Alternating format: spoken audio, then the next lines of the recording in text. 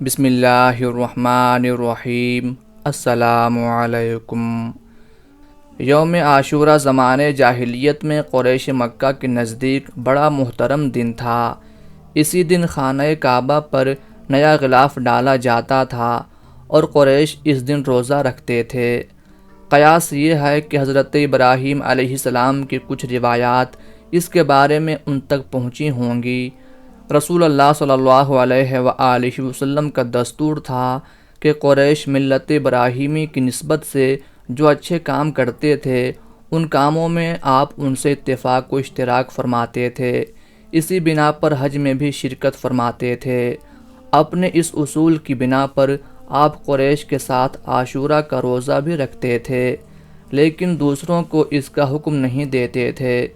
پھر جب آپ صلی اللہ علیہ وآلہ وسلم مدینہ منورہ تشریف لائے اور یہاں یہود کو بھی آپ نے عاشورہ کا روزہ رکھتے دیکھا اور ان کی یہ روایت پہنچی کہ یہ وہ مبارک تاریخی دن ہے جس میں حضرت موسیٰ علیہ السلام اور ان کی قوم کو اللہ تبارک و تعالیٰ نے نجات عطا فرمائی تھی اور فرعون اور اس کی لشکر کو غرقاب کیا تھا، تو آپ صلی اللہ علیہ وآلہ وسلم نے اس دن کے روزے کا زیادہ اہتمام فرمایا اور مسلمانوں کو بھی عمومی حکم دیا کہ وہ بھی اس دن روزہ رکھا کریں۔ بعض حدیثوں میں ہے کہ آپ صلی اللہ علیہ وآلہ وسلم نے اس کا ایسا تاکیدی حکم دیا جیسا حکم فرائض اور واجبات کے لیے دیا جاتا ہے۔ چنانچہ بخاری اور مسلم میں حضرت سلمہ بن اکوع اور ربیع بنت معوذ رضی اللہ عنہما سے مروی ہے کہ رسول اللہ صلی اللہ علیہ وآلہ وسلم نے یوم عاشورہ کی صبح مدینہ منورہ کے آس پاس کی ان بستیوں میں جن میں انصار رہتے تھے یہ اطلاع بھجوائی کہ جن لوگوں نے ابھی تک کچھ کھایا پیا نہ ہو وہ آج کے دن روزہ رکھیں، اور جنہوں نے کچھ کھا پی لیا ہو وہ بھی دن کے باقی حصے میں کچھ نہ کھائیں بلکہ روزہ داروں کی طرح رہیں۔ بعد میں جب رمضان المبارک کے روزے فرض ہوئے تو عاشورہ کے روزے کی فرضیت منسوخ ہو گئی اور اس کی حیثیت ایک نفل روزہ کی رہ گئی، لیکن اس کے بعد بھی رسول اللہ صلی اللہ علیہ وآلہ وسلم کا معمول یہی رہا کہ آپ صلی اللہ علیہ وآلہ وسلم رمضان المبارک کے فرض روزوں کے علاوہ نفلی روزوں میں سب سے زیادہ اسی روزے کا اہتمام فرماتے تھے، جیسا کہ حدیث آگے آ رہی ہے۔ اس کے بعد ملاحظہ فرمائیں یوم عاشورہ کی تاریخی اہمیت۔ یوم عاشورہ بڑا ہی محتمم بشان اور عظمت کا حامل دن ہے۔ تاریخ کے عظیم واقعات اس سے جڑے ہوئے ہیں۔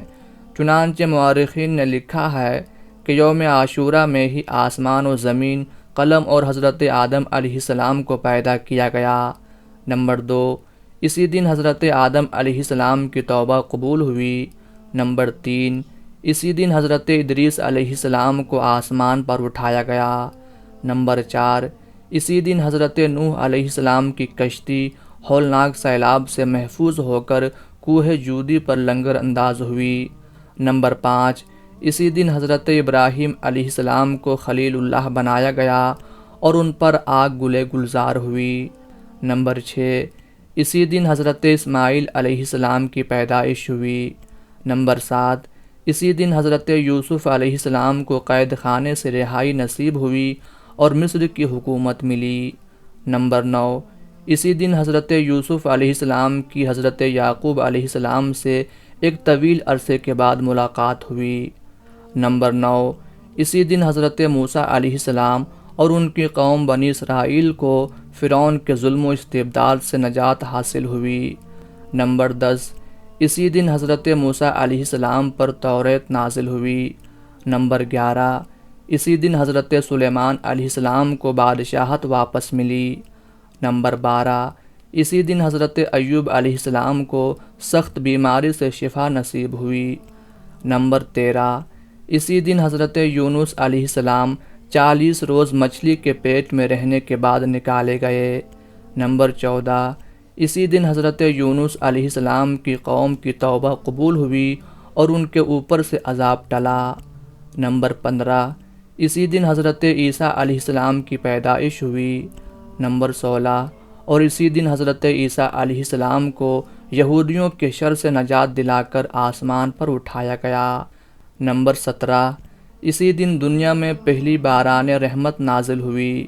نمبر 18، اسی دن قریش خانہ کعبہ پر نیا غلاف ڈالتے تھے۔ نمبر 19، اسی دن حضور اکرم صلی اللہ علیہ وآلہ وسلم نے حضرت خدیجۃ الکبریٰ رضی اللہ تعالی عنہا سے نکاح فرمایا۔ نمبر 20، اسی دن کوفی فریب کاروں نے نواسۂ رسول صلی اللہ علیہ وآلہ وسلم اور جگر گوشہ فاطمہ رضی اللہ تعالی عنہا کو میدان کربلا میں شہید کیا۔ نمبر 21، اور اسی دن قیامت قائم ہوگی۔ دوستو آگے چلتے ہیں یوم عاشورہ کی فضیلت کی طرف۔ مذکورہ بالا واقعات سے تو یوم عاشورہ کی خصوصی اہمیت کا پتہ چلتا ہی ہے، علاوہ ازیں نبی کریم صلی اللہ علیہ وآلہ وسلم سے بھی اس دن کی متعدد فضیلتیں وارد ہیں۔ چنانچہ حضرت ابن عباس رضی اللہ تعالی عنہ فرماتے ہیں، میں نے نبی کریم صلی اللہ علیہ وآلہ وسلم کو کسی فضیلت والے دن کے روزے کا اہتمام بہت زیادہ کرتے نہیں دیکھا سوائے اس دن یعنی یوم عاشورہ کے، اور سوائے اس ماہ یعنی ماہ رمضان المبارک کے۔ مطلب یہ ہے کہ حضرت ابن عباس رضی اللہ تعالی عنہ نے آپ صلی اللہ علیہ وآلہ وسلم کے طرز عمل سے یہی سمجھا کہ نفل روزوں میں جس قدر اہتمام آپ یوم عاشورہ کے روزے کا کرتے تھے اتنا کسی دوسرے نفلی روزے کا نہیں کرتے تھے۔ حضرت ابو قتادہ رضی اللہ تعالی عنہ کہتے ہیں کہ رسول اللہ صلی اللہ علیہ وآلہ وسلم نے فرمایا کہ مجھے امید ہے کہ عاشورہ کے دن کا روزہ گزشتہ سال کے گناہوں کا کفارہ ہو جائے گا۔ ان احادیث شریف سے ظاہر ہے کہ یوم عاشورہ بہت ہی عظمت و تقدس کا حامل ہے، لہٰذا ہمیں اس دن کی برکات سے بھرپور فیض اٹھانا چاہیے۔ ماہ محرم کی فضیلت اور اس کی وجوہات۔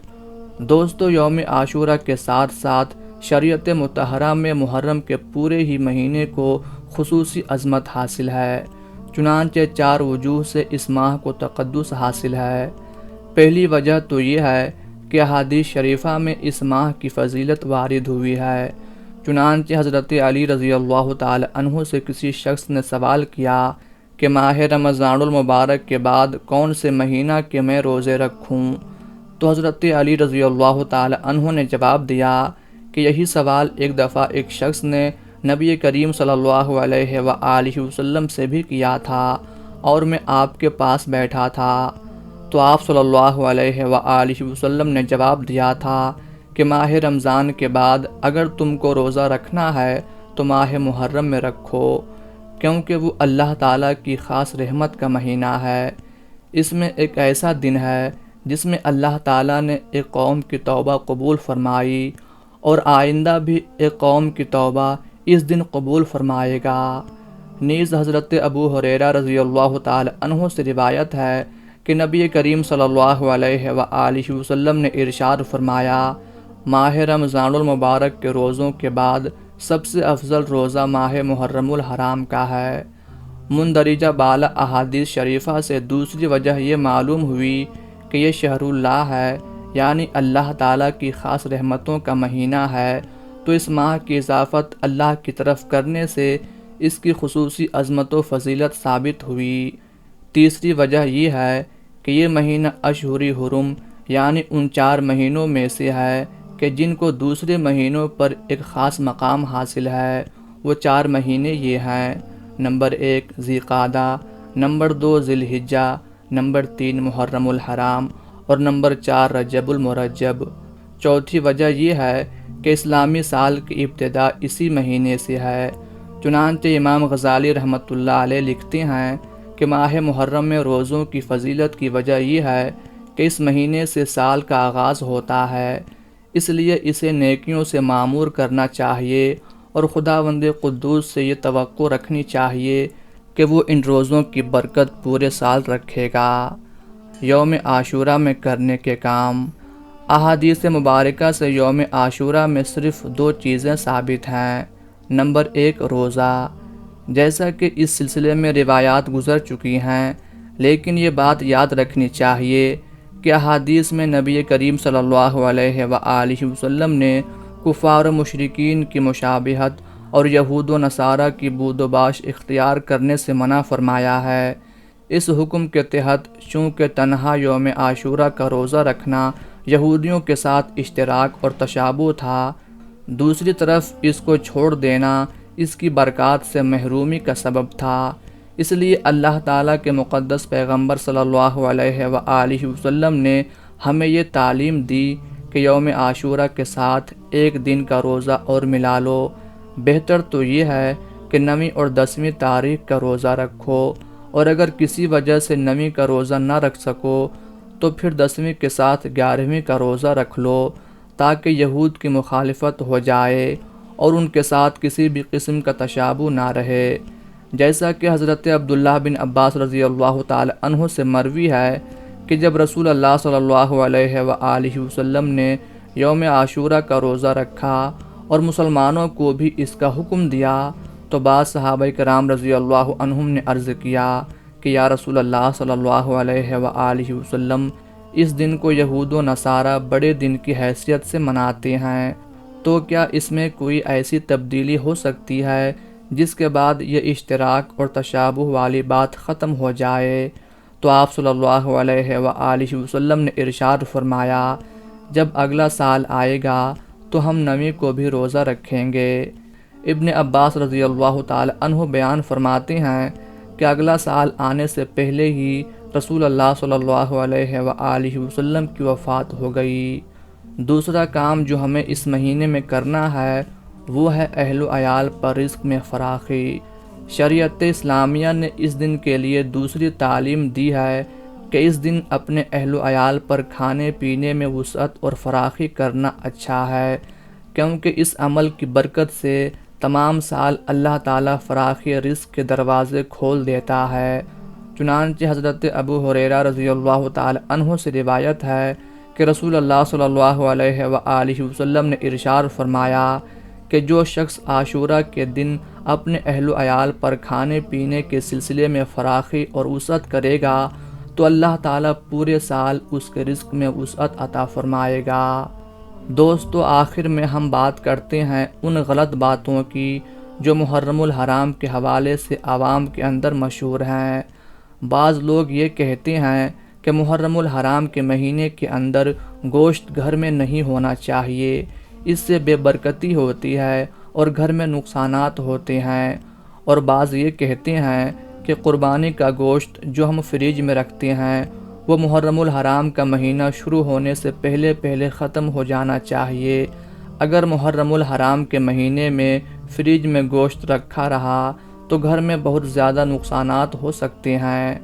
ناظرین، یہ غلط بات ہے۔ ابتدائی اسلام میں جب قربانی کی جاتی تھی تو اس وقت یہ حکم تھا کہ 3 دن کے اندر گوشت کو ختم کرنا چاہیے، لیکن بعد کے اندر اس حکم کو منسوخ کر دیا گیا۔ خلاصہ یہ ہے کہ گوشت فریج میں رکھا رہا یا گھر میں پڑا رہا محرم کے اندر تو اس سے کوئی نقصان نہیں ہوتا، نہ ہی کوئی بے برکتی آتی ہے۔ اسی طرح بعض لوگ یہ سمجھتے ہیں کہ محرم الحرام کے مہینے میں اگر ہم بستری کی جائے تو نکاح ٹوٹ جاتا ہے، یہ بھی غلط بات ہے۔ بعض کہتے ہیں کہ نکاح نہیں ٹوٹتا، لیکن محرم الحرام میں ایسا کرنا ناجائز عمل ہے، یہ بھی غلط بات ہے۔ اس مہینے میں ہمیں کیا کرنا چاہیے وہ ساری تفصیل گزر چکی ہے۔ اللہ تعالی ہم سب کو عمل کی توفیق عطا فرمائے، آمین یا رب العالمین۔